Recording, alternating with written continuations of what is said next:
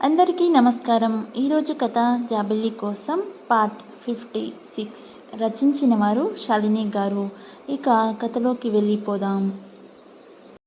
బామ్మగారు పెద్ద పూజారి గారి రాకకు అంతా సిద్ధం చేస్తారు. కానీ అను అవేమీ పట్టించుకోకుండా మౌనంగా నిత్య పక్కన కూర్చుంటుంది. పెద్ద పూజారి గారు ఆయనతో పాటు కొంతమంది పూజారులు ఊరి పెద్దలు వస్తారు. ఊరంతా ఆయనకి నమస్కరిస్తుంది. అందరితో పాటు తెలియని వాళ్ళు కూడా లేచి నిలబడి నమస్కరిస్తారు. బామ్మ పూజారి గారికి పక్కకు వెళ్ళి నమస్కరిస్తుంది. బామ్మ, మీరు ఇలా రావడం మా అదృష్టం. పూజారి గారు, పెళ్ళి అని తెలిసింది, ఆచారం పాటించాలి. పెళ్లి కూతురు గారు ఎక్కడా?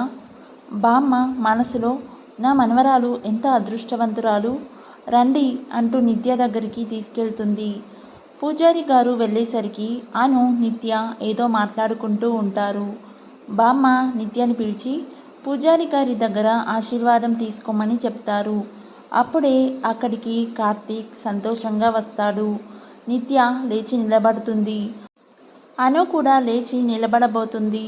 పూజారి గారు, అమ్మా, మీరు లేవకండి, కూర్చోండి అంటూ అనుతో చాలా మర్యాదగా మాట్లాడుతూ అనుకి నమస్కారం చేస్తారు. పూజారి గారితో వచ్చిన వాళ్ళు కూడా అనుకి నమస్కరిస్తారు. అది చూసిన ఎవరికి నోట మాట రాదు. కార్తీక్ అయితే ఫుల్ షాక్లో ఉంటాడు. తాను దాచిన రహస్యం బయటికి వస్తున్న విషయం అనుకి అర్థమవుతుంది. పూజారి గారు అనుతో, అమ్మా, మొన్న ఊరేగింపుతో మీరు వచ్చారు అని తెలిసినా అవునో కాదో అని ఆగాను. కానీ ఉదయం మీ పెళ్ళికి ముహూర్తం పెట్టడానికి వచ్చిన మా రామనాథం మీ జాతకం చూసి మీరెవరో అర్థమయ్యి నాకు చెప్పాడు. ఇదిగో అమ్మా, ఆచారం ప్రకారం మీ పెళ్ళికి అమ్మవారి నుంచి రావాల్సిన కానుక అంటూ అను ముందు వంగి అను చేతిలో ఒక ప్లేట్ ఉంచుతారు. ఏంటిది, ఏం జరుగుతుంది? అను ముందు అంత పెద్ద ఆయన చేతులు కట్టుకొని వినయంగా మాట్లాడడం ఏంటి అంటూ నోళ్ళు తెరిచి మరీ చూస్తున్నారు అందరూ. అను ఆ ప్లేట్ పట్టుకొనే ఉంటుంది.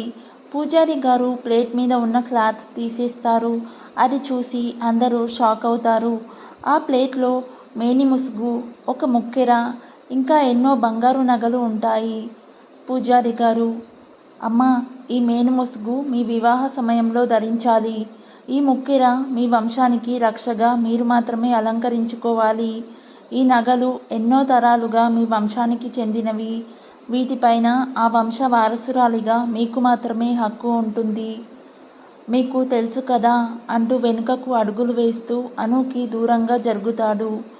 తర్వాత అనుకి శాస్త్ర ప్రకారం చేయవలసిన అభిషేకం చేసి అక్షింతలు వేసి ఆశీర్వదిస్తారు. అను లేచి వచ్చి పెద్ద పూజారి గారి కాళ్ళకి నమస్కరించి ఆశీర్వాదం తీసుకుంటుంది. ఎవరికి ఏమీ అర్థం కాని పరిస్థితుల్లో అందరూ మౌనంగా చూస్తూ ఉంటారు. బామ్మ ముందుకు వచ్చి, అయ్యా, మీరు ఈ అమ్మాయిని చూసి ఎవరో అనుకొని పొరపాటు పడుతున్నారేమో. ఈ అమ్మాయికి ఎవరూ లేరు. అందుకే తనకు జరగవలసిన పెళ్ళి కూడా ఆగిపోయింది. మరి మీరేమో ఆ అమ్మాయిని. కార్తీక్, బామ్మ ఒక్క నిమిషం ఆగు. కార్తీక్ అను దగ్గరికి వచ్చి, ఎవరు నువ్వు? అసలు ఇక్కడ ఏం జరుగుతుంది? నీకు తెలుసా? మా నాన్న మన పెళ్ళికి ఒప్పుకున్నారు. ఈ విషయం నీకు చెప్పాలని వచ్చేలోపు ఇక్కడ ఏదేదో జరుగుతుంది. అసలు ఎవరు నువ్వు? మొన్న ఆ ఏనుగు నీ మీదకు వచ్చినా నీ కళ్ళలో భయం చూడలేదు నేను. పైగా ఆ ఏనుగు నిన్ను దీవించింది. ఉదయం మన పెళ్ళికి ముహూర్తం పెట్టడానికి వచ్చిన పంతులు గారు నీ జాతకం చూసి షాక్ అయ్యారు. వెళ్తూ వెళ్తూ నీకు నమస్కారం చేసి వెళ్ళారు. ఇప్పుడు వీళ్ళంతా నిన్ను ఏదో గొప్పగా చూస్తూ నిన్ను మీరు అంటూ వంశం రక్ష అంటూ ఏదో చేస్తున్నారు. నువ్వు కూడా మౌనంగా ఉండిపోయావు. అసలు నువ్వు అనన్యవేనా? నేను ప్రేమించిన నా చిన్నువేనా అంటూ కార్తీక్ అనుని నిలదీస్తాడు. నిజానికి ఆ ప్రశ్నలు అందరి బుర్రల్లో తిరుగుతున్నవే. తన గురించి ఎవరికీ తెలియనివ్వను అని అరవింద్ గారికి ఇచ్చిన మాట ఎలా నిలబెట్టుకోవాలో అర్థం కాని పరిస్థితుల్లో నిలబడిపోయింది అను. నీ ప్రశ్నలకు సమాధానం అక్కడ ఎప్పటికీ దొరకదు. కేవలం నా దగ్గర మాత్రమే దొరుకుతుంది కార్తీక్ అంటూ వినిపించిన వైపు చూస్తారు అందరూ. కార్తీక్ అనుతో సహా. ఎదురుగా అర్జున్, అరవింద్ గారు. పిఏ విశ్వ గుమ్మం ముందు నిలబడి ఉంటారు. అక్కడ ఉన్న చాలామందికి అర్జున్ ఎవరు అనేది తెలియదు, కార్తీక్, అనుకి తప్ప. అరవింద్ గారి గురించి కూడా ఎవరికీ తెలియదు, కార్తీక్ తండ్రి శివాజీ గారికి తప్ప. అసలు ఏం జరుగుతుందో తెలియని అయోమయంలో అర్జున్ని, అరవింద్ గారిని అక్కడ చూసిన అను వెనుక ఉన్న కుర్చీలో కూలబడిపోతుంది. వచ్చిన వాళ్ళు ఎవరు అని చూస్తున్నారు కానీ ఎవరు అనుని గమనించలేదు. శివాజీ గారు అరవింద్ గారి దగ్గరికి వెళ్ళి, హలో సార్, నేను రీసెంట్గా మీ కంపెనీతో టైఅప్ అయిన రూపా ఇండస్ట్రీస్ చైర్మన్ని, గుర్తుకు వచ్చానా అంటూ షేక్ హ్యాండ్ ఇస్తారు శివాజీ గారు. కార్తీక్ కూడా అర్జున్ దగ్గరికి వస్తాడు. కానీ అర్జున్, అరవింద్ వాళ్ళ వైపు కనీసం చూడకుండా అను దగ్గరికి వెళ్తారు. అర్జున్ అను ముందు మోకాళ్ళ మీద కూర్చుంటాడు. అను అర్జున్ వైపు అస్సలు చూడదు. తన పక్కకు నిలబడి ఉన్న అరవింద్ గారిని తల ఎత్తి చూసి కళ్ళ నిండా నీళ్లతో, సార్, మీకు ఇచ్చిన మాట నేను తప్పలేదు సార్. నేను ఎవరు అనేది వీళ్ళకి ఇంత ఈజీగా ఎలా తెలిసిందో నాకు తెలియడం లేదు సార్. నన్ను క్షమించండి అంటూ ఏడుస్తూ తలదించుకుంటుంది అను. అరవింద్ గారు అను తల మీద చేయి వేసి, చిట్టి తల్లి, నువ్వు అంటే అనన్య నేత్ర ఎప్పుడు మాట తప్పదు, అది నాకు తెలుసు తల్లి. నీ పెళ్ళి అని తెలిసి నేను చేసిన తప్పు సరిచేసుకోవాలని అర్జున్ని తీసుకొని విశ్వాపురం వెళ్ళాను. అక్కడ నీ గురించి ఇంకా చాలా విషయాలు తెలుసుకున్నాను. అందుకే నీ గురించి అందరికీ నిజం చెప్పి ఆ వంశ వారసురాలిగా నీకు చేయవలసినవి చేయమని చెప్పి పెద్ద పూజారి గారిని నేనే పంపాను. ఇదిగో అమ్మా, నీ అర్జున్ని నీకు అప్పచెప్తున్నాను. నా తప్పుని క్షమించి నన్ను మామయ్య అని పిలుస్తావా అంటూ అరవింద్ గారు కళ్ళనీళ్లు పెట్టుకుంటారు. అను ఇంకా మౌనంగానే ఉండిపోతుంది. కార్తీక్, శివాజీ గారు ఒకరి మొహాలు ఒకరు చూసుకుంటారు. The great businessman Aravind గారు అనన్యకి మామయ్య అంటే అర్జున్ అంటూ ఇద్దరు షాక్ అవుతారు. అందరూ ఇంకా ఏమీ అర్థం కాని సిచ్యువేషన్లోనే ఉన్నారు.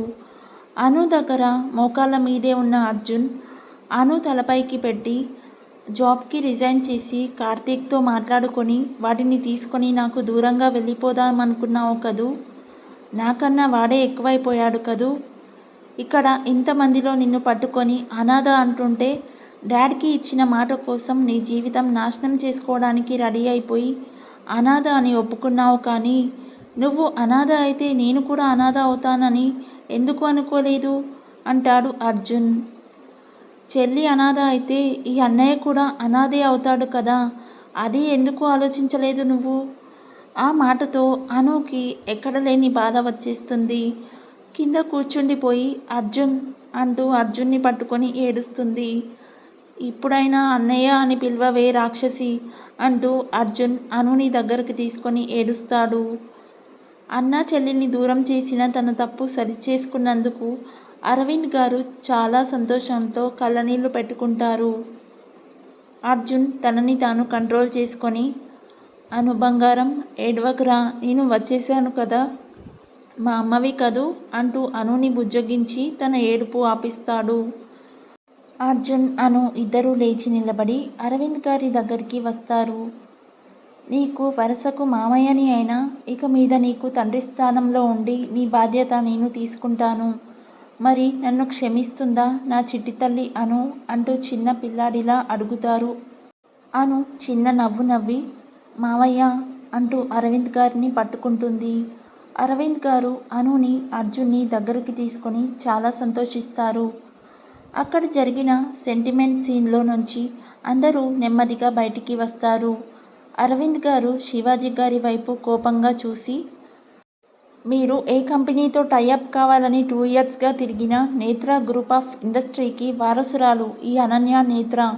శివాజీ గారు, ఈ అమ్మాయి వల్లే మా కంపెనీ లెవెల్కి ఏమాత్రం సరిపోని మీ కంపెనీతో టైఅప్ అయి మీకు పార్ట్నర్షిప్ ఇచ్చాడు మా అర్జున్. మీ అల్లుడు శివ పనిచేస్తున్న సాఫ్ట్వేర్ కంపెనీ కూడా అనన్యదే.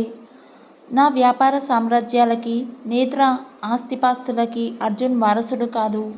నేత్ర వంశ వారసురాలు అయిన ఈ రాణి అనన్య నేత్ర మాత్రమే వారసురాలు. ఆ మాటతో శివాజీ గారు షాక్తో నిలబడిపోయారు. మిగిలిన వారెవరికీ నోట మాట లేదు. కార్తీక్ అరవింద్ గారి దగ్గరికి వస్తాడు. అంకుల్, మీరేం చెప్తున్నారు? అను నేత్ర వారసురాలా? అర్జున్కి మీరు డాడ్ అయితే అనుకి బ్రదర్ ఎలా అయ్యాడు? ఏం అర్థం కావడం లేదు. అరవింద్, ఎవరికి తెలిసినా తెలియకపోయినా నీకు తెలియాలి కార్తీక్. ఎందుకంటే నీ లైఫ్ అనుతో ముడిపడి ఉంది. కానీ నీతో పాటు ఇంకా కొంతమందికి, ముఖ్యంగా అనన్యకి కూడా కొన్ని నిజాలు తెలియాలి. అందుకు తెలుసుకోవాల్సింది అనన్య గురించి మాత్రమే కాదు, ఇంకా చాలా తెలుసుకోవాలి. అది తెలియాలి అంటే నేత్ర వంశం గురించి, వాళ్ళు చేసిన తప్పు గురించి కూడా తెలియాలి. అది తెలియాలి అంటే ఈ పెద్ద పూజారి గారే చెప్పాలి. చెప్పండి పూజారి గారు. పెద్ద పూజారి గారు చెప్పడం మొదలుపెట్టారు. నేత్ర వంశం వారిది విశ్వాపురం. వారికి ఉన్న ఆస్తిపాస్తుల్లో కుబేరులకి తీసిపోరు అనుకునేవారు అంతా. వారికి ఎందులోనూ తిరుగు ఉండేది కాదు. ఎందుకంటే నేత్ర వంశీయులు అమ్మవారి భక్తులు. విశ్వాపురంలో అమ్మవారి గుడి కూడా వారు కట్టించిందే. అమ్మవారి నేత్రమే వాళ్లకు తోడుగా, రక్షగా ఉంటుందని నమ్మేవారు. ఆ వంశంలో పుట్టిన ఆడపిల్లలని చాలా అపురూపంగా చూసేవారు. కారణం, ఆ వంశంలో పుట్టిన ప్రతి ఆడపిల్ల అమ్మవారి జన్మ నక్షత్రమైన మూల నక్షత్రంలోనే జన్మించేవారు. అందుకే ఆ వంశంలో ఆడపిల్లల్ని అమ్మవారి అంశగా చూసేవారు. ఆ అమ్మాయిలు కూడా అమ్మవారి మీద అపారమైన భక్తితో ఉండేవారు. కాలక్రమేణా ఆ వంశంలో పుట్టిన అమ్మాయిలను ఆ వంశానికి రక్షగా ఒక రాణిలా చూసేవారు. అటువంటి సమయంలోనే నేత్ర వంశంలోని రుద్ర నేత్ర గారు ఒక తప్పు చేశారు. గర్భవతి అయిన ఆయన భార్యకు ఏ బిడ్డ పుడుతుందో తెలుసుకోవాలని ఎన్నో పూజలు చేసి ఆడపిల్ల పుడుతుందని తెలుసుకున్నారు. అది రుద్రనేత్ర భరించలేకపోయారు. తన వంశానికి వారసుడిగా కొడుకు కావాలనుకున్నారు. అందుకోసం ఆ బిడ్డ పుట్టకూడదు అని నిండు గర్భవతి అయిన తన భార్య చేత ఏవో మూలికల రసం తాగించారు. దాంతో నిండు గర్భిణి అయిన రుద్రనేత్ర గారి భార్య కడుపులో బిడ్డ భూమి మీద పడకుండానే చనిపోయారు. అయినా కూడా రుద్రగారు బాధపడలేదు. ఫలితంగా నేత్ర వంశం పతనం మొదలైంది. అడుగడుగునా ఓటమి మొదలైంది. నేత్ర వంశం మొత్తం చెల్లాచెదురు అయిపోయింది. పంటనేల మొత్తం బీడుగా మారిపోయింది. ఎంతో కలగా ఉండే నేత్ర సామ్రాజ్యం కళావిహీనం అయిపోయింది. సృష్టికి గమనమైన స్త్రీ పుట్టుకకు అడ్డుపడితే ఏం జరుగుతుందో రుద్రనేత్ర గారికి తెలిసింది. తాను చేసిన తప్పుకి పరిహారం ఏం చేయాలని అప్పటి గుడి పూజారి గారిని పిలిపించారు. పూజారి గారు అంతా చూసి, అయ్యా, మీరు చేసింది చాలా పెద్ద తప్పు. అమ్మవారి అంశతో పుట్టవలసిన ఆడపిల్లని ఈ భూమి మీదకు రాకుండా చేశారు. ఇక మీ వంశంలో ఆడపిల్ల పుట్టే వరకు మీకు పతనం తప్పదు. పైగా ఈ వంశంలో మళ్ళీ ఆడపిల్ల పుట్టే యోగం 8 తరాల వరకు లేదు. 8 తరాల తర్వాత మళ్ళీ అమ్మవారి మూల నక్షత్రంలో పుట్టే అమ్మాయి పుట్టుకతోనే మీ వంశానికి పూర్వ వైభవం తెస్తుంది. కానీ మీరు చేసిన పాపానికి ఆ అమ్మాయి కూడా చాలా బాధలు పడవలసి వస్తుంది అని చెప్తారు. అప్పుడే రుద్రనేత్ర తాను చేసిన తప్పుకి ప్రాయశ్చిత్తంగా ఏం చేయాలో నిర్ణయించుకున్నారు. అదండి నేత్ర వంశంలో జరిగిన తప్పు. అది జరిగిన 8 తరాల తర్వాత, అంటే 25 సంవత్సరాల ముందు మళ్ళీ ఈ విశ్వాపురంలో బీడువారిన నేల మళ్ళీ పంటలు పండడం మొదలైంది. అప్పుడే మాకు అర్థమైంది నేత్ర వంశంలో మళ్ళీ ఆడపిల్ల పుట్టింది అని. కానీ ఆ అమ్మాయి ఎవరో, ఎక్కడ ఉంటుందో మేము తెలుసుకోలేకపోయాము అంటూ పెద్ద పూజారి గారు చెప్పి ముగిస్తారు.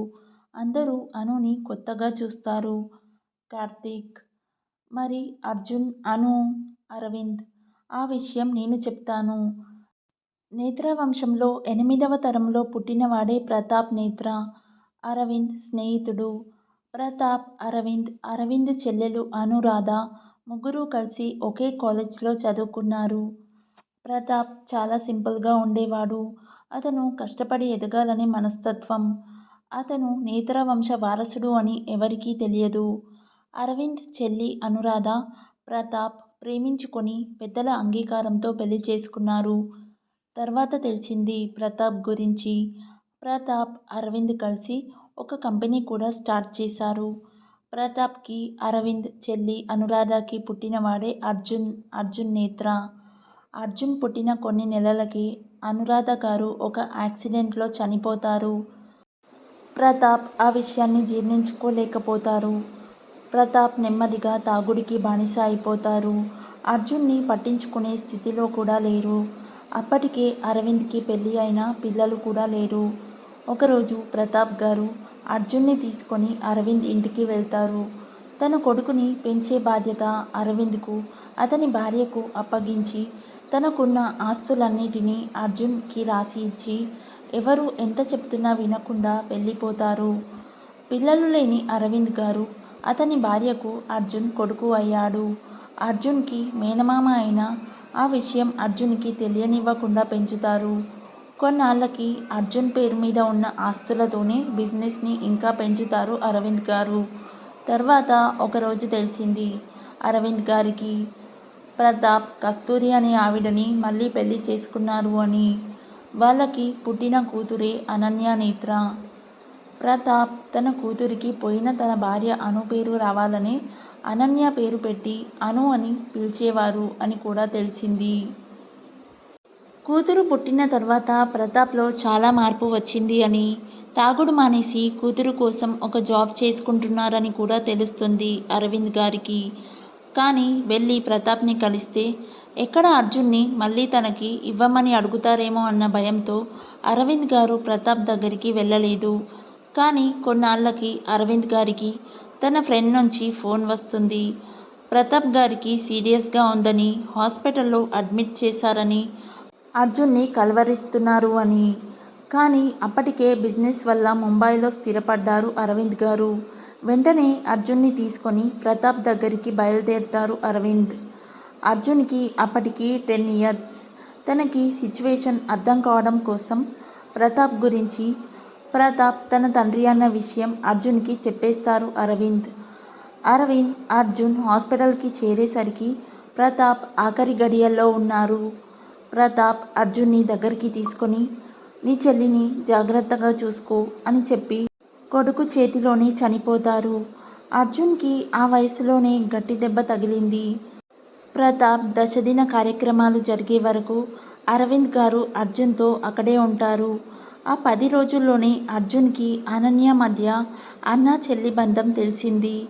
కానీ అనన్యకి అర్జున్ ఎవరు అనేది చెబితే అర్థం చేసుకోలేని చిన్నపిల్ల. అనన్యకి అర్జున్ తనకు అన్న అవుతాడు అని తెలియకపోయినా అన్నా అన్నా అంటూ అర్జున్ని వదిలేది కాదు. ఆ 10 రోజుల్లో అర్జున్ అనుకి ఎంత దగ్గరయ్యాడు అంటే అర్జున్ తినిపిస్తే కానీ తినేది కాదు అను. అర్జున్కి తన తండ్రి చెప్పిన చివరి మాటలే గుండెల్లో నాటుకుపోయాయి. అందుకే అనుని అపురూపంగా చూసుకునేవాడు. అది చూసి అనన్యని, కస్తూరి గారిని కూడా వాళ్ళతో తీసుకువెళ్ళాలి అనుకున్నారు అరవింద్ గారు. ప్రతాప్ గారి దశదిన కార్యక్రమం పూర్తయిన తర్వాత కస్తూరి గారితో ఆ విషయం గురించి చెప్పారు. కానీ ఆవిడ అది అర్థం చేసుకోకుండా ఆస్తి కోసం నాటకం ఆడుతున్నారు అని, తన బిడ్డకు అన్యాయం చేసి ఆస్తి మొత్తం అర్జున్కి వచ్చేలా చేసుకున్నారు అంటూ అరవింద్ గారిని, అర్జున్ని నానా మాటలు అని ఇంటి నుంచి బయటికి వెళ్ళిపోమంది. జరిగిన అవమానం తట్టుకోలేక అరవింద్ గారు అర్జున్ని తీసుకొని ముంబై వెళ్ళిపోయారు. చాలా ఇయర్స్ గడిచిపోయాయి. అరవింద్ గారి భార్య కూడా కాలం చేశారు. అరవింద్ గారి బిజినెస్ కూడా చాలా బాగా పెరిగిపోయింది. సక్సెస్ఫుల్ బిజినెస్ మెన్గా పేరు ప్రఖ్యాతలు కూడా వచ్చాయి. అర్జున్ అనుని పూర్తిగా మర్చిపోయాడు అనుకున్న అరవింద్కి ఒకరోజు అర్జున్ రూమ్లో అను చిన్నప్పటి ఫొటోస్ దొరికాయి. ఆ ఫొటోస్ చిన్నప్పుడు అను ఇంటి నుంచి వస్తూ అర్జున్ చెల్లి గుర్తుగా తనతో తెచ్చుకున్నాడు అని అరవింద్ గారికి అర్థమైంది. అరవింద్ గారికి కస్తూరి గారి ప్రవర్తన గుర్తుకు వచ్చి అర్జున్కి ఆ రోజు జరిగిన విషయం చెప్పకుండా అర్జున్ని అను గురించి ఆలోచించవద్దు, కలవడానికి ప్రయత్నం చేయవద్దు అని గట్టిగా వార్న్ చేస్తారు. పెంచిన తండ్రి మాట కాదనలేక అనుకి దూరంగా ఉండిపోయాడు అర్జున్. కానీ అనుకి ఎందుకు దూరంగా ఉండమంటున్నారో అర్థం కాదు అర్జున్కి. మళ్ళీ కొన్నాళ్ళకి కంపెనీ ప్రొఫైల్స్లో కార్తీక్ కారణంగా అను ప్రొఫైల్ చెక్ చేయడం వల్ల అను తన చెల్లి అని అర్జున్కి అర్థమవుతుంది. ఇంకా చెల్లిని చూడాలి అన్న కోరికతో అరవింద్ గారి దగ్గరికి వెళ్ళి పర్మిషన్ అడుగుతాడు అర్జున్. కానీ అరవింద్ గారు ఇంకా లాభం లేదు అని, కస్తూరి చేసిన గొడవ అంతా చెప్పి అనుని చూడడానికి వెళ్ళొద్దు అని గట్టిగా చెప్తారు అర్జున్కి. కానీ అర్జున్ తన చెల్లి కోసం సింగ్ వేషంలో కార్తీక్తో హైదరాబాద్కి వెళ్తాడు. అను అర్జున్ని కనిపెట్టేస్తుంది. అర్జున్ అనుతో మాట్లాడి తనతో ముంబైకి వచ్చేయమంటాడు. అందుకు అను ఒప్పుకోదు. తన సంగతి ఎలా ఉన్నా అర్జున్ని అరవింద్ గారిని వదిలి రావద్దు అని అర్జున్ దగ్గర మాట తీసుకుంటుంది అను. అనుని జాగ్రత్తగా చూసుకోమని కార్తీక్కి చెప్పి ముంబై వెళ్ళిపోతాడు అర్జున్. కానీ ఈలోగానే అర్జున్ హైదరాబాద్లో అనుని కలిసిన విషయం తెలుసుకుంటారు అరవింద్ గారు. బిజినెస్ పేరు చెప్పి అర్జున్ని అమెరికా పంపించేస్తారు. అర్జున్ అమెరికా వెళ్ళిపోయాక అనుకి ఫోన్ చేసి అర్జున్ లైఫ్లోకి రాకుండా వెళ్ళిపోమ్మని, డబ్బు కోసం నాటకాలు ఆడవద్దు అని అనుకి వార్న్ చేస్తారు అరవింద్ గారు. అను కూడా సరే అని చెప్పి తన లైఫ్లో జరిగిన మార్పుల కారణంగా వెంటనే వెళ్ళలేక ప్రాజెక్ట్ కంప్లీట్ చేసి జాబ్కి రిజైన్ చేసి ఆ విషయం అరవింద్ గారికి ఇన్ఫామ్ చేస్తుంది. కార్తీక్కి ఏదో ఒకటి చెప్పి కార్తీక్ని తీసుకొని దూరంగా వెళ్ళిపోవాలనుకుంటుంది. కానీ ఇంతలో కిషోర్ పెళ్ళికి రావడంతో అను ఎవరు అనేది బయటికి తెలిసింది. అరవింద్ గారి హెల్త్ బాలేదని తెలిసి అమెరికా నుంచి అర్జున్ రావడం, అను విషయంలో అరవింద్ గారు తన తప్పు తెలుసుకోవడం, అనుకి పెళ్ళి అని తెలిసి విశ్వాపురంకి రావడం జరిగిపోయాయి. కానీ విశ్వాపురం చేరుకున్న అరవింద్ గారికి అర్జున్కి గుడిలో పెద్ద పూజారి గారి వల్ల అసలు విషయం తెలుస్తుంది. తన తప్పుకి పరిహారంగా రుద్రనేత్ర గారు ఆస్తంతటిని వారసులకు అంటే కొడుకుకి రాసి ఇచ్చే అధికారం ఉంటుంది. కానీ ఎప్పుడైతే నేత్రా వంశంలో ఆడపిల్ల పుడుతుందో అప్పుడు నేత్రా వంశానికి చెందిన ఆస్తులన్నీ కేవలం ఆ అమ్మాయికి మాత్రమే చెందుతాయి అని, వాటి మీద ఎవరికీ ఏ హక్కు ఉండదు అని వీలునామా రాసి దానిని శాసనంగా మార్చేశారు అన్న విషయం పెద్ద పూజారి గారి ద్వారా తెలుసుకుంటారు. ఆ విధంగా నేత్ర ఆస్తులకి, ఇప్పుడు అర్జున్ పేరు మీద ఉన్న ఆస్తులకి, అరవింద్ గారి నడిపిస్తున్న కంపెనీలకి అను మాత్రమే వారసురాలు అవుతుంది. ఈ విషయాలు అన్నీ చెప్పి అరవింద్ గారు మౌనంగా కూర్చుంటారు. ఎవరు ఏమీ మాట్లాడడం లేదు. ఈ అమ్మాయి వెనుక ఇంత కథ ఉందా అని మనసులోనే అనుకుంటూ ఉంటారు. ఏ స్టేటస్ లేదు అనుకున్న అమ్మాయికి ఇన్ని వేల కోట్ల ఆస్తి ఉందా అనుకుంటూ నోరు వెళ్ళబెడతారు శివాజీ గారు.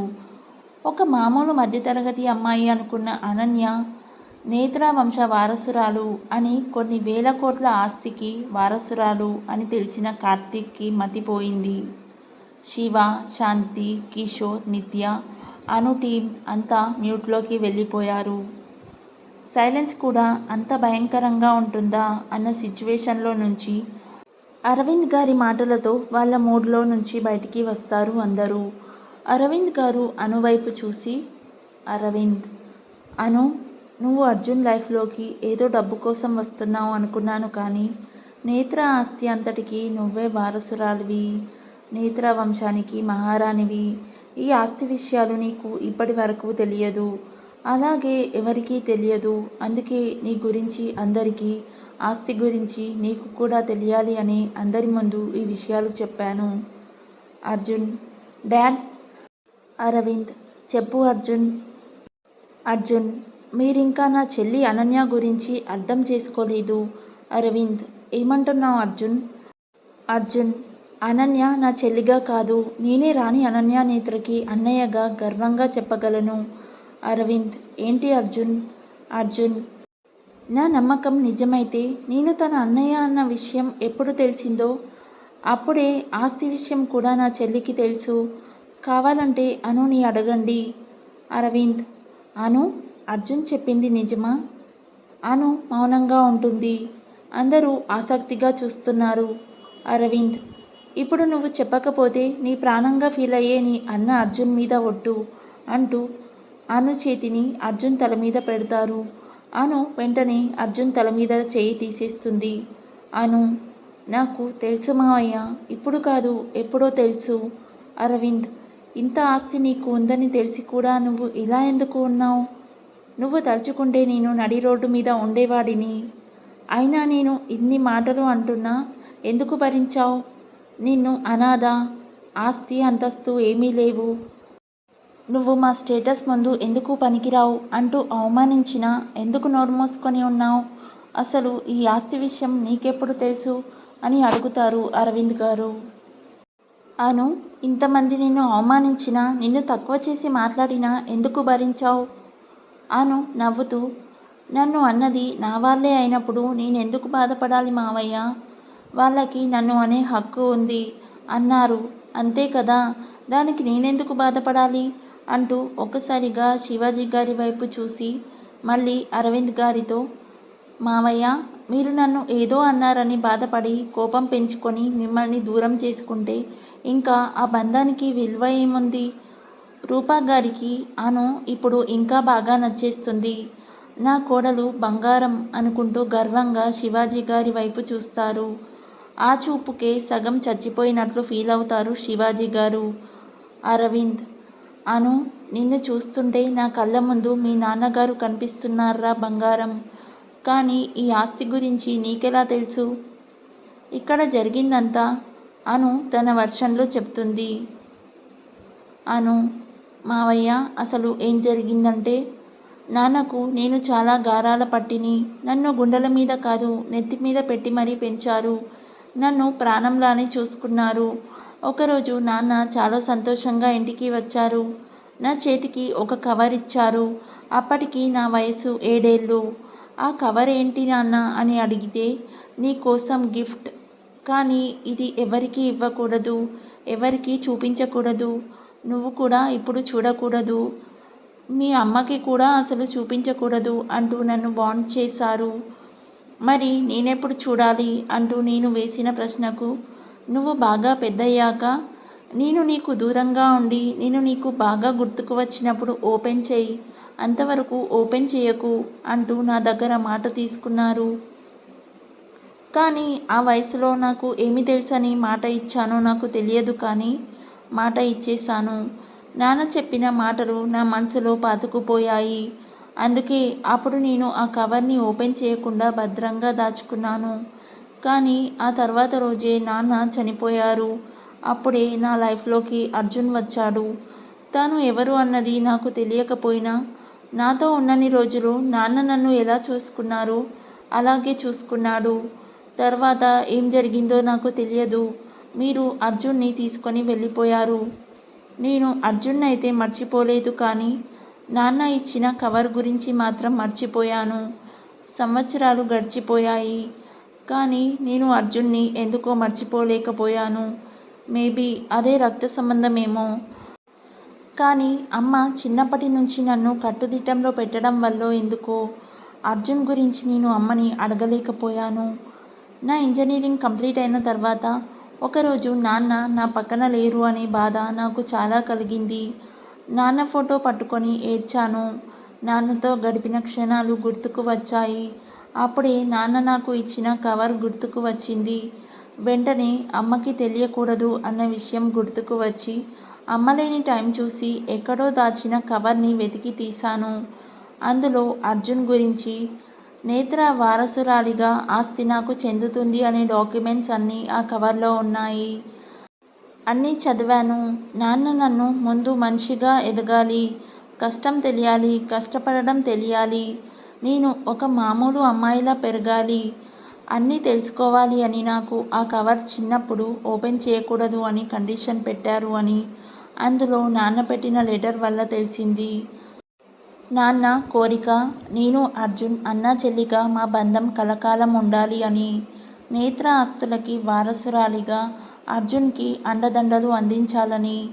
అది చదివిన తర్వాతే నాకు తెలిసింది అర్జున్ నా అన్నయ్య అని. వెంటనే అర్జున్ గురించి తెలుసుకోవాలి అనుకున్నాను. చాలా ప్రయత్నించాను, కానీ చివరికి ఫేస్బుక్ ద్వారా అర్జున్ హైదరాబాద్లో మీ కంపెనీలోనే ఒక ఎంప్లాయీగా వర్క్ చేస్తున్నాడు అని తెలుసుకున్నాను. వెంటనే అర్జున్ని కలవాలని అనుకున్నాను. అందుకే అమ్మని పర్మిషన్ అడగాలని అమ్మ దగ్గర అర్జున్ ప్రస్తావన తీసుకువెళ్ళాను. కానీ అమ్మ చాలా సీరియస్ అయింది. నాకు భయం వేసి మాట్లాడలేదు. కానీ అర్జున్ని చూడాలి అని జాబ్ ఇంటర్వ్యూ పేరు చెప్పి హైదరాబాద్కి వచ్చాను. కానీ అర్జున్కి నేను గుర్తున్నానో లేదో నాకు తెలియదు. అందుకే వెళ్ళి నేను నీ చెల్లి అనన్యాని అని చెప్తే ఆస్తి కోసం మోసం చేయడానికి వచ్చాను అనుకుంటాడేమో అనిపించింది. అందుకే అర్జున్ని కలవలేదు. కానీ అర్జున్ నేను కలిసి ఉండాలని కోరుకున్న నా తండ్రి కోరిక నెరవేర్చాలి అనుకున్నాను. అందుకే క్యాంపస్లో నాకు వచ్చిన జాబ్ వదులుకొని హైదరాబాద్లో మీ కంపెనీలో ఒక మామూలు ఎంప్లాయీగా జాయిన్ అయ్యాను. కానీ అప్పటికే ఆలస్యమైంది. నేను జాయిన్ అయిన రోజే నాకు తెలిసింది అర్జున్ తిరిగి ముంబై వెళ్ళిపోయాడు అని. ఎప్పటికైనా మళ్ళీ అర్జున్ని కలవచ్చు అనే కారణంతోనే అదే కంపెనీలో జాబ్ చేస్తూ ఉండిపోయాను. మా రక్త సంబంధం వల్లనో ఏమో కానీ 4 ఇయర్స్ తర్వాత కార్తీక్తో కలిసి అర్జున్ సింగ్ వేషంలో హైదరాబాద్లో ఆఫీస్కి వచ్చాడు. అర్జున్ మారువేషంలో ఉన్న నా అన్నయ్య అని నేను గుర్తుపట్టాను. కానీ నేను అర్జున్కి గుర్తున్నానా అన్న ప్రశ్నకు ఆ రోజు అర్జున్ కళ్ళలో నా మీద కనిపించిన ప్రేమ సమాధానంగా దొరికింది. అందుకే అర్జున్ వెళ్ళిపోయే ముందు తనతో మాట్లాడాను. అప్పుడే మీకు అమ్మకి మధ్యన జరిగిన గొడవ గురించి తెలిసింది. మీకు జరిగిన అవమానం, మీకు మా మీద ఉన్న కోపం అంతా తెలిసింది. అర్జున్ నన్ను తనతో రమ్మన్నాడు. కానీ మా అమ్మని వదిలి అర్జున్తో రాలేకపోయాను. మీకు కూడా అర్జున్ నన్ను కలవడం ఇష్టం లేదని అర్జున్ మాటల్లో తెలిసింది. కానీ మీరు అర్జున్ని ఎంత ప్రేమిస్తున్నారో నాకు అర్జున్ మాటల్లో తెలిసింది. చనిపోయిన నా తండ్రి కోరిక తీర్చడం కన్నా అర్జున్ మీద ప్రాణం పెట్టుకొని ఉన్న ఈ తండ్రికి న్యాయం చేయడం కరెక్ట్ అనిపించింది. అందుకే ఎటువంటి సిచ్యువేషన్లోనూ మిమ్మల్ని వదిలి నా కోసం రావద్దు అని అర్జున్ దగ్గర మాట తీసుకున్నాను. ఎందుకంటే అర్జున్ కూడా నేత్ర వంశ వారసుడు. ఇచ్చిన మాట తప్పడు అని నాకు తెలుసు. తర్వాత జరిగిందంతా మీకు తెలిసిందే. అర్జున్ నన్ను కలిశాడని మీకు తెలియడం, మీరు అర్జున్ని అమెరికా పంపించేయడం, మీరు నాకు ఫోన్ చేసి నన్ను అర్జున్ లైఫ్లో నుంచి వెళ్ళిపోమని టైం ఇవ్వడం, కొన్ని రోజులకి నేను కూడా మీ కంపెనీలో జాబ్కి రిజైన్ చేయడం, ఆ విషయం మీకు ఇన్ఫామ్ చేయడం, ఇలా పెళ్ళికి రావడం ఇదంతా మీకు తెలిసిందే. అను చెప్పడం ఆపేస్తుంది. అర్జున్ వచ్చి అనుని పట్టుకొని ఏడుస్తాడు. అరవింద్ గారికి నోట మాట రావడం లేదు. అను టీం అంతా షాక్లో ఉన్నారు. అను అందరిలాంటి అమ్మాయి కాదు, ఒక మహారాణి. అలాంటి అనుకి నేను కరెక్టేనా అంటూ ఆలోచిస్తున్నాడు కార్తీక్. తన కంపెనీలోని తాను ఒక మామూలు ఎంప్లాయీలా వర్క్ చేసిందా అనుకుంటూ ఆశ్చర్యపోయారు. అను ఇంత పెద్ద కోటీశ్వరురాలా అంటూ నోరెళ్ళబెట్టింది శాంతి. బామ్మకి అయితే ఇది చాలా పెద్ద షాక్లా ఉంది. బామ్మ అను దగ్గరికి వచ్చి, బామ్మ, అమ్మ అను, అను చెప్పు బామ్మ. బామ్మ, నువ్వు కాదు, మీరు అంత పెద్ద కోటీశ్వర్లు అయ్యుండి మా ఇంట్లో మామూలు అమ్మాయిలా ముగ్గులు వేసి అందరికీ టీలు కాఫీలు ఇస్తూ ఎలా పనిచేసావమ్మా? అను బామ్మని పట్టుకొని, అయ్యో బామ్మ, ఏంటి మీరు అలా అంటున్నారు? నేను ఎప్పుడు నీ పెద్ద మనవరాలనే, ఇంకా పనిచేయడం అంటావా? డబ్బు ఉందన్న అహంకారంతో, అధికారం ఉందన్న పొగరుతో కన్నా మనిషి మంచి మనసుతో బతకాలి అని నా అభిప్రాయం. ఆ మనసుతోనే నా తమ్ముడు కిషోర్ నిత్య పెళ్లిలో పనులు చేశాను. ఇందులో తప్పేముంది? కిషోర్ నిత్య వైపు చూసి, ఏం కిషోర్, నేను మీ అక్కనే కదా, నీ పెళ్లిలో పనులు చేసే రైట్ నాకు లేదా చెప్పు అంటూ అను అనడంతో కిషోర్ వచ్చి అనుని హగ్ చేసుకుంటాడు. నీకు ఫుల్ రైట్ ఉందక్క అంటూ కళ్ళనీళ్ళు పెట్టుకుంటాడు కిషోర్. రేయ్, పెళ్లిలో అప్పగింతలప్పుడు పెళ్లి కూతురు ఏడవాలి కానీ నువ్వేంటిరా పెళ్లికి ముందు ఏడుస్తున్నావు అంటూ కిషోర్ని ఆట పట్టిస్తుంది అను. అను భుజం మీద చేయి వేస్తారు రూపా గారు. అను ఆంటీ, రూపా గారు, నన్ను అలా పిలవకు బంగారం, ఇదివరకట్లానే అత్తమ్మ అని పిలువు. ఆ అదృష్టం నాకు దూరం చేయకు. అను, నాకంత అదృష్టం లేదా ఆంటీ. రూపా గారు శివాజీ గారి వైపు కోపంగా చూస్తూ, లేదమ్మా, ఆ అదృష్టంని మాకు మేమే దూరం చేసుకున్నాం. కానీ నీకు ఇంత ఆస్తి, స్టేటస్ అన్నీ ఉండి కూడా మీ అంకుల్ నీ గురించి తెలుసుకోకుండా నిన్ను అన్ని మాటలు అంటుంటే ఎందుకు ఊరుకున్నావు బంగారం? నీ ఆస్తి ముందు ఆయనకి ఉన్న ఆస్తి ఎందుకు పనికిరాదు? రాణి అనన్య నేత్రగా నీ స్టేటస్ ముందు ఆయనకి ఉన్న స్టేటస్ కనిపించదు. మరి నువ్వెందుకు మాట్లాడలేదు? అను, ఆంటీ, అంకుల్ నా గురించి తెలియకుండా మాట్లాడినా నిజమే మాట్లాడారు రూపా గారు. అంటే? అను, నాకు నిజంగా ఏ ఆస్తులు లేవు. అరవింద్, అర్జున్ గారు అందరూ షాక్ అయిపోతారు. అర్జున్ అను దగ్గరికి వచ్చి, అర్జున్, అను నువ్వేం మాట్లాడుతున్నావు? అను, నిజమే అర్జున్. అరవింద్, అదేంటి చిట్టి తల్లి, నేత్ర వారసురాలిగా నీకు ఎంత ఆస్తి ఉందో తెలుసా అసలు? అను, నాకు తెలుసు మావయ్య. కానీ మీకెవరికీ తెలియంది నేను పూర్తి చేయవలసిన బాధ్యత ఒకటి ఇంకా ఉంది. అర్జున్, ఏంటది? అను కొంచెం గట్టిగా. మిస్టర్ విశ్వ, అరవింద్ గారి పిఏ విశ్వ పరుగులాంటి నడకతో అను దగ్గరికి వస్తాడు. విశ్వ, చెప్పండి మేడం. అను, మీరు ఇక్కడికి వస్తున్నారని మీకు తెలియగానే నేను మీకు ఇచ్చిన డాక్యుమెంట్స్ మీరు ఖచ్చితంగా మీతో తీసుకువచ్చి ఉండాలి. I'm right? విశ్వ, ఎస్ మేడం, తీసుకువచ్చాను. అను, ఆ డాక్యుమెంట్స్ ఇలా ఇవ్వండి. విశ్వ డాక్యుమెంట్స్ అను చేతికి ఇస్తాడు. అను వాటిని చెక్ చేస్తుంది. అర్జున్, విశ్వ, నువ్వు అనుని ఎప్పుడు కలిసావు? ఆ విషయం నాకెందుకు చెప్పలేదు? విశ్వ, సారీ సార్, అరవింద్ సార్కి హెల్త్ బాగాలేదని మీకు ఫోన్ చేసిన తర్వాత అనన్య మేడం నాకు కాల్ చేశారు సార్. నన్ను అర్జెంటుగా కలవాలి, హైదరాబాద్కి రమ్మన్నారు. మీరు అను మేడంకి ఇచ్చిన ఇంపార్టెన్స్ నాకు అర్థమై ఆ నైట్ బయలుదేరి హైదరాబాద్లో మేడం ఉన్న అపార్ట్మెంట్కి వెళ్ళాను. మేడం ఆ నైట్లోనే బయటకి వచ్చి మీ అందరి గురించి అడిగారు. అప్పుడే అరవింద్ సార్ హెల్త్ కండిషన్ గురించి మేడంకి చెప్పాను. ఆ తర్వాత మేడం నాకు ఈ డాక్యుమెంట్స్ ఇచ్చి అరవింద్ సార్ కోలుకోగానే ఈ డాక్యుమెంట్స్ ఆయనకి ఇవ్వమని నాకు ఇచ్చారు సార్. ఆ నైట్ నేను మళ్ళీ ముంబైకి వచ్చేసాను. అరవింద్ సార్ కోలుకున్నారు అని మార్నింగ్ డాక్టర్ చెప్పాక ఆ డాక్యుమెంట్స్ అరవింద్ సార్కి ఇవ్వాలని వచ్చాను. సరిగ్గా అప్పుడే అనన్యని వెంటనే కలవాలి, హెలికాప్టర్ రెడీ చేయమని చెప్పు అని అరవింద్ సార్ ఆర్డర్ వేశారు. అనన్య మేడం దగ్గరికే వెళ్తున్నాం కదా, ఈ డాక్యుమెంట్స్తో ఏదైనా అవసరం ఉంటుందనిపించింది. అందుకే ఈ డాక్యుమెంట్స్ నాతో తీసుకువచ్చాను సార్. అరవింద్, కానీ ఈ డాక్యుమెంట్స్ ఏంటి? అను, నేను చెప్తాను మావయ్య. ఏ రోజైతే అర్జున్ నా అన్న అని, నేను నేత్ర ఆస్తులకి వారసురాలిని అని తెలిసిందో ఆ తర్వాత రోజే నాకు చెందే మొత్తం నేత్ర వేల కోట్ల ఆస్తులన్నిటినీ అర్జున్కి చెందుతున్నట్లు రాసి రిజిస్టర్ చేయించిన డాక్యుమెంట్స్ ఇవి. నేత్రకు నేను కాదు వారసురాలిని, అర్జున్ నేత్రాయే నేత్ర వంశానికి వారసుడు. అను చెప్పిన ఆ మాటతో అరవింద్, అర్జున్ ఫుల్ షాక్ అయిపోయారు. చుట్టూ ఉన్న వాళ్ళ పరిస్థితి ఇంకా దారుణంగా ఉంది. ఉదయం నుంచి అను విషయంలో చాలా షాక్లు తిన్నారు. అను అరవింద్, అర్జున్ల దగ్గరికి వచ్చి ఇద్దరిని పిలుస్తుంది. ఇద్దరితో పాటు అందరూ షాక్ నుంచి వస్తారు. అర్జున్, నువ్వేం మాట్లాడుతున్నావో తెలుస్తుందా నీకు? అను, అర్జున్, నేను నేత్రాకి రాణిగా నా అండదండలు నీకు అందించమని నాన్న చెప్పారు. కానీ నా అన్నకి ఎవరి అండదండలు అవసరం లేదు. అందుకే ఆస్తి మొత్తం 4 సంవత్సరాలకు ముందే నీ పేరు మీద రాసేశాను. కానీ మనం ఒక కుటుంబంగా కలిసి ఉన్న సంతోష సమయంలో మావయ్య చేతుల మీదుగా ఈ డాక్యుమెంట్స్ నీకు ఇవ్వాలి అనుకున్నాను. కానీ అది జరగదు అని మావయ్య నాకు ఫోన్ చేసినప్పుడే అర్థమైంది. అందుకే ఫార్మాలిటీస్ మళ్ళీ ఒకసారి చెక్ చేసి నేను జాబ్ రిజైన్ చేసి నీ లైఫ్లో నుంచి వెళ్ళిపోయే టైంకి ఆ డాక్యుమెంట్స్ మావయ్యకు చేరేలా విశ్వాకు ఇచ్చాను. కానీ ఇలా జరిగి మీరు ఇక్కడికి వస్తారని అనుకోలేదు. మావయ్య, ఇవిగోండి డాక్యుమెంట్స్, అండ్ మీ కొడుకు అర్జున్ రెండింటిని మీ చేతుల్లో పెడుతున్నాను. ఇంకా వీళ్ళని మీరే చూసుకోవాలి అంటూ అర్జున్ చేతిని డాక్యుమెంట్స్ని అరవింద్ గారి చేతుల్లో పెట్టింది అను.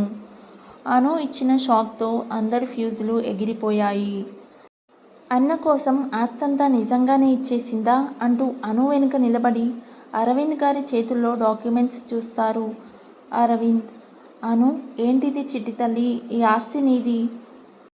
అను, ఏది నా ఆస్తి మావయ్య? ఇది మా పూర్వీకుల ఆస్తి.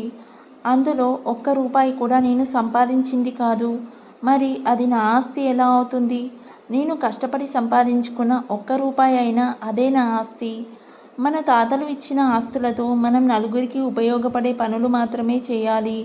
అలా చేసిన వారే ఆ వంశానికి నిజమైన వారసులు. కానీ ఆ ఆస్తులన్నీ అధికారంగా మార్చుకొని కష్టపడకుండా దర్జాగా కాలు మీద కాలు వేసుకొని బతకకూడదు. మనిషి సంపాదన కష్టపడి సంపాదించి ఆ సంపాదన తన బిడ్డల బంగారు భవిష్యత్తుకు పునాది వేయడానికి, జీవితంలో ప్రశాంతంగా గడపడానికి ఉంటే చాలు. నా లైఫ్కి కావాల్సిన ఆస్తి నాకు ఎప్పుడో దొరికింది. తన మెడలో ఉన్న తాళిని పట్టుకొని ఆడవాళ్ళకి నిజమైన ఆస్తి అదే అన్న నమ్మకంతో అంటుంది అను. ఇంకా బ్రతకడానికి నేను సంపాదించుకుంటాను. అందుకే ఈ ఆస్తితో నాకు పని లేదు. ఎలాగూ నాకు పెళ్ళి లేదు, పిల్లలు ఉండరు. ఇంకా ఈ ఆస్తి నేనేం చేసుకుంటాను చెప్పండి. ఇంకా మీరు అన్న నేత్ర మహారాణి ఈ రాణి అనన్య నేత్రని మర్చిపోండి. నేను బయట ప్రపంచానికి కేవలం అనన్యగా మాత్రమే ఉండాలనుకుంటున్నాను. అయినా ఆడది కోరుకునేది రాతి గోడల కోటల్లో మహారాణిగా ఉండడం కాదు, తనని ప్రేమించే మనిషి గుండె కోటలో మహారాణిగా ఉండడం. నా లైఫ్లో అది సాధ్యపడదు కదా అరవింద్. మరి అర్జున్ కూడా కష్టపడి సంపాదించాలి కదా. ఇలా పూర్వీకుల ఆస్తి తాను మాత్రం ఎలా నిజమైన వారసుడు కాగలడు? అను. మావయ్య మీకు తెలియదు. అర్జున్ 2 NGO సంస్థలు రన్ చేస్తున్నాడు. తన ఆదాయం వాటి కోసం ఖర్చు చేస్తున్నాడు. సో నేత్రాకి అర్జునే సరైన వారసుడు.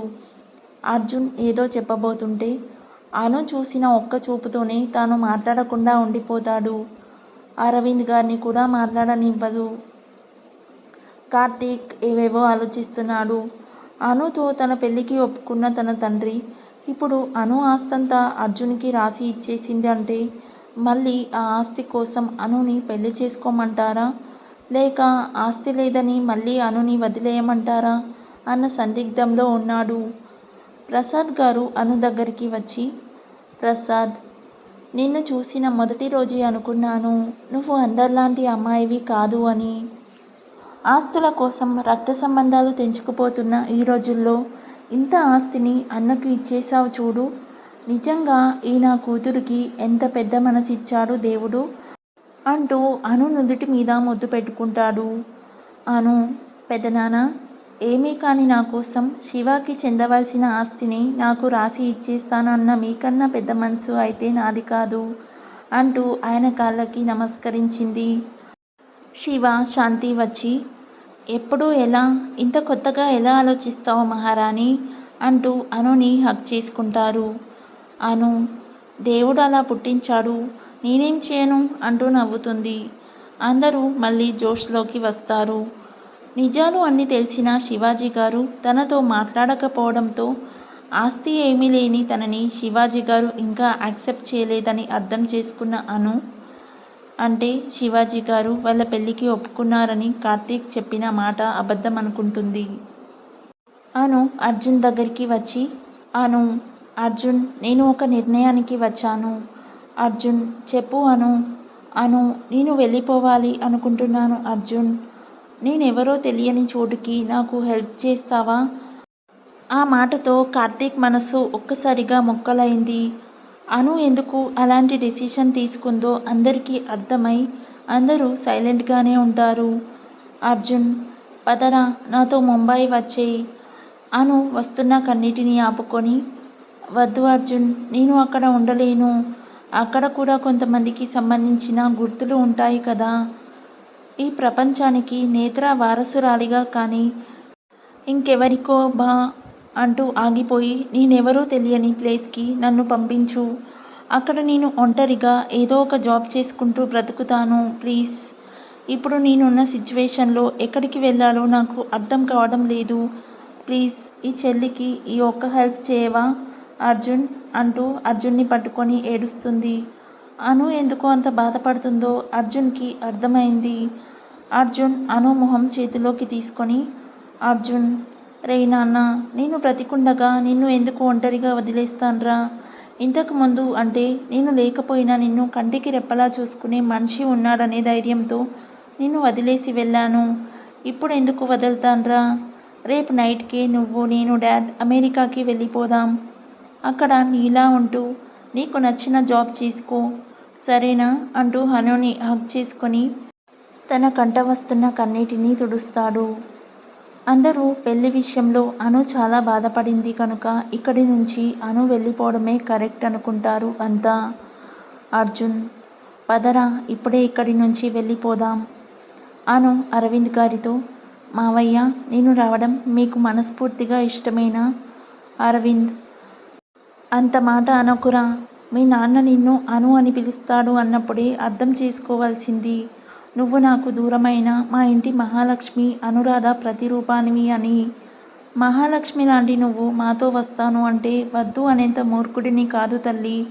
పద ఇప్పుడే వెళ్ళిపోదాం. అను కిషోర్ నిత్యల వైపు చూసి, లేదు మావయ్య, ఈరోజు నైట్కి నిత్య కిషోర్ల పెళ్ళి. అది అయిన వెంటనే వెళ్ళిపోదాం. నా కోసం ఈ ఒక్కరోజు ఓపిక పట్టండి ప్లీజ్. అర్జున్, నువ్వు ఎలా అంటే అలానే. పెళ్ళి అయిపోగానే ముంబైకి వెళ్ళిపోదాం. అక్కడి నుంచి రేపు నైట్కి అమెరికాకి వెళ్ళిపోదాం. సరేనా? అను, థ్యాంక్స్ అర్జున్. అర్జున్, అన్నయ్య అని పిలవవే, ఎన్నో ఇయర్స్ నుంచి వెయిటింగ్ ఇక్కడ.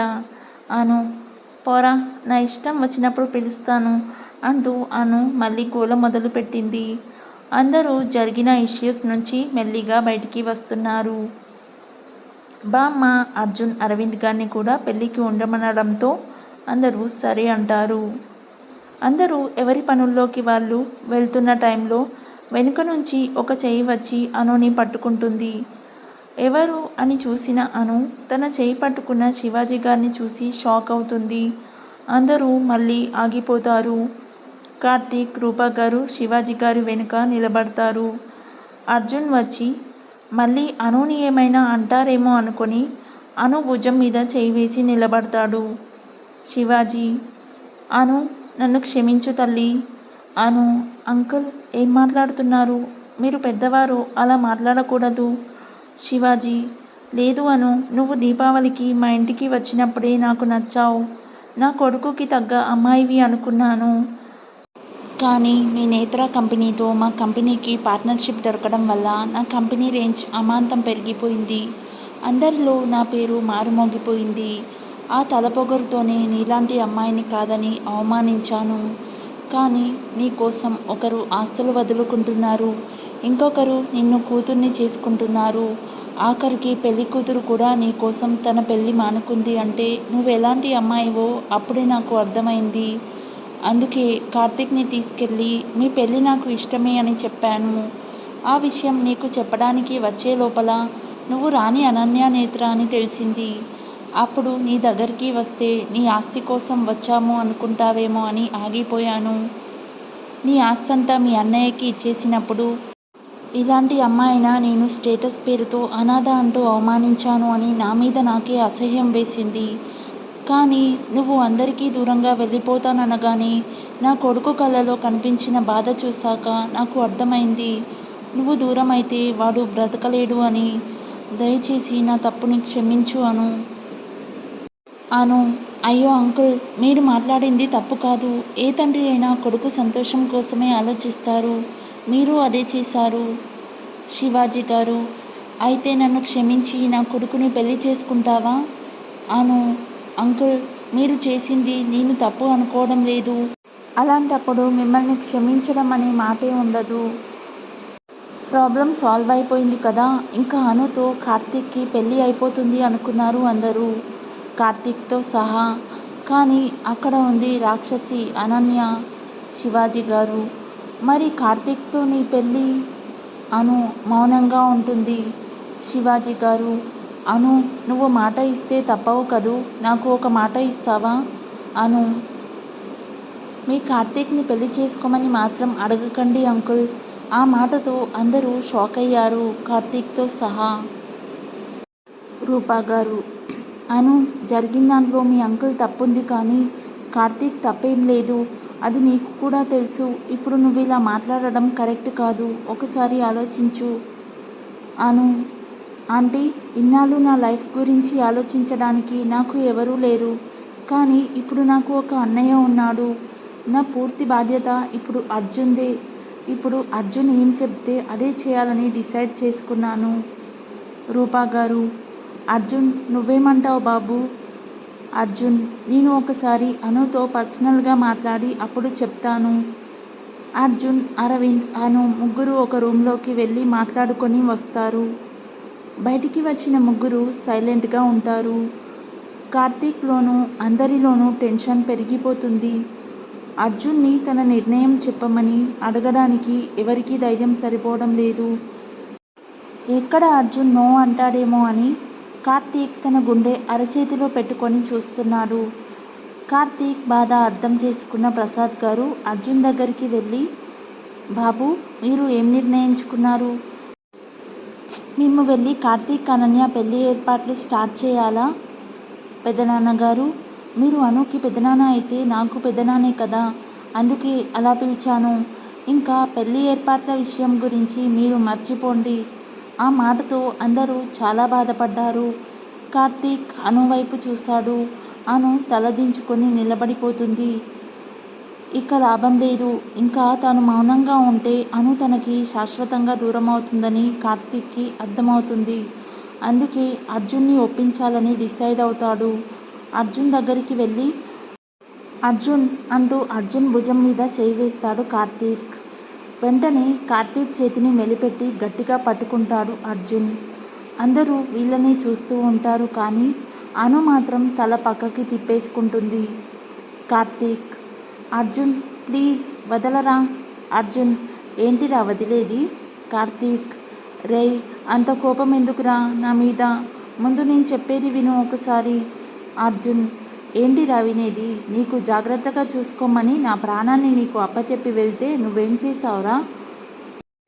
ఏదో నా చెల్లిని ప్రాణంలా ప్రేమించావని ఒప్పుకుంటే ఏకంగా గుడిలో నా చెల్లి మెడలో తాళి కట్టేశావు. పోనీలే బావవి అయ్యావు కదా అని వదిలేశాను.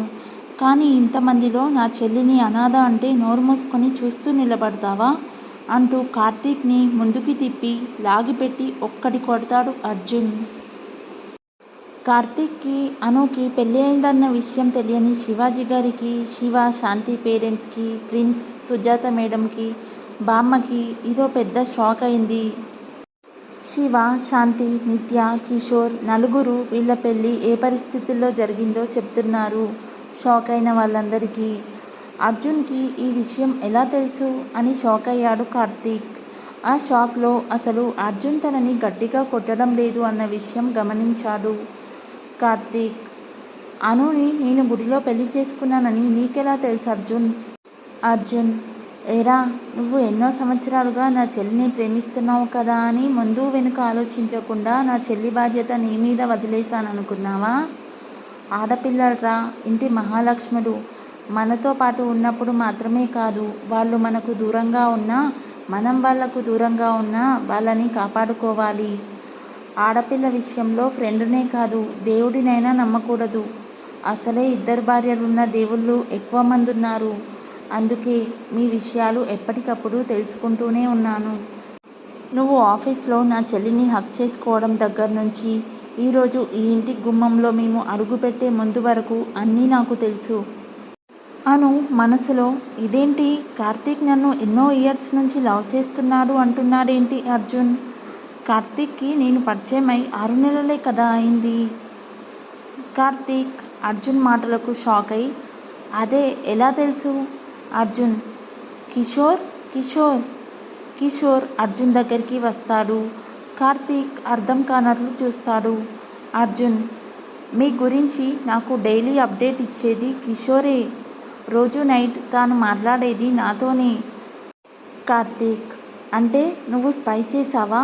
అర్జున్, స్పై కాదు, నా చెల్లి విషయంలో జాగ్రత్త. నేను నీతో ఆఫీస్కి వచ్చిన రోజే అబ్జర్వ్ చేశాను.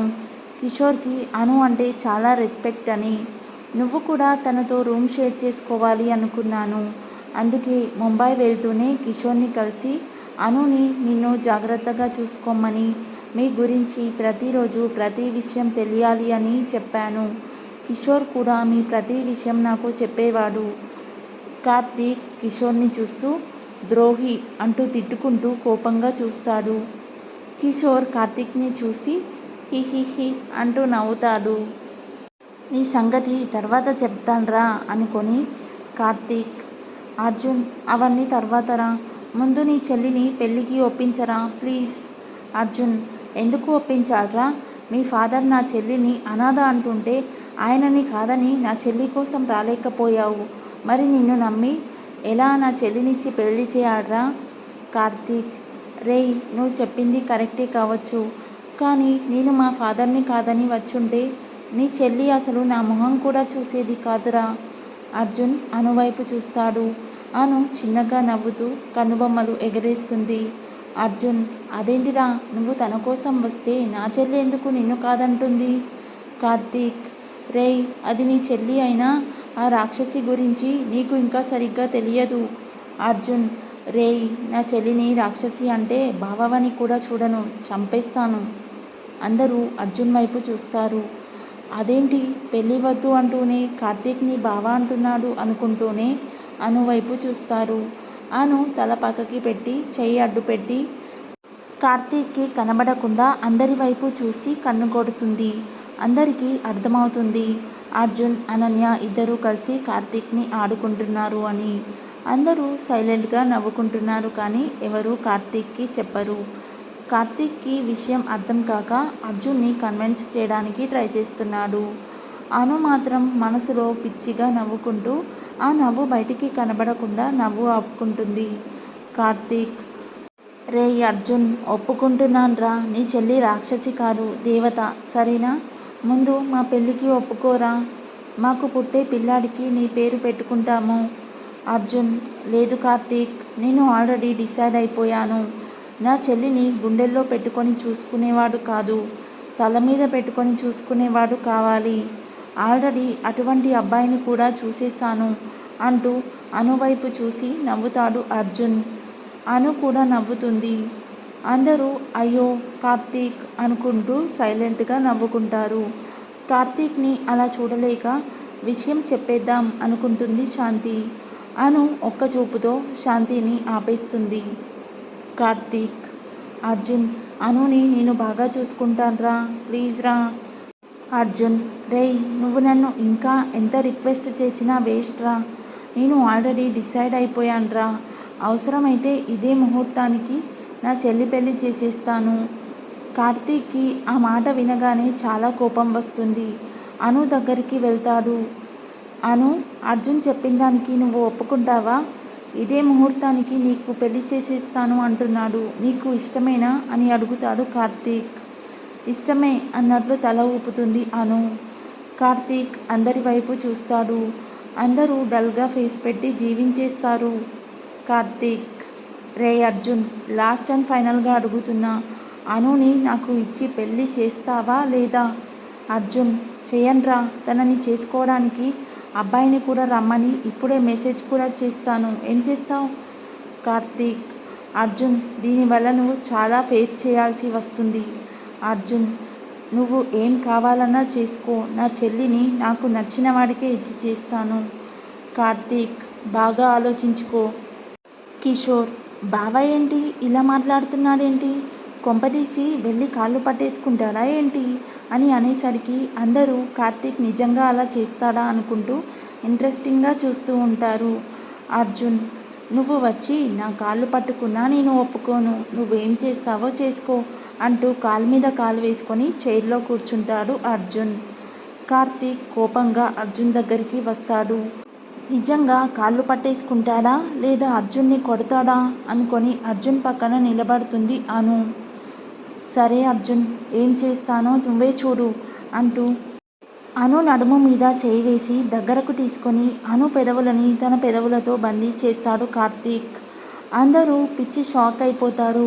అర్జున్ తప్పిమని కుర్చీలో నుంచి కింద పడతాడు. కార్తీక్ అనుని వదులుతాడు. అనుకి జరిగిన దానికి మాట రావడం లేదు, తలదించుకొని నిలబడుతుంది. శాంతి వచ్చి అను దగ్గర నిలబడుతుంది.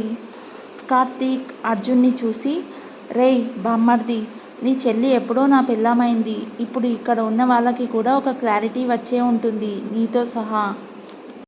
నువ్వు నా పెళ్ళాం మెడలో తాళి కట్టడానికి ఎవరినైనా తీసుకువస్తే వాడి ముందు కూడా ఇలానే నీ చెల్లిని ముద్దు పెట్టుకుంటాను.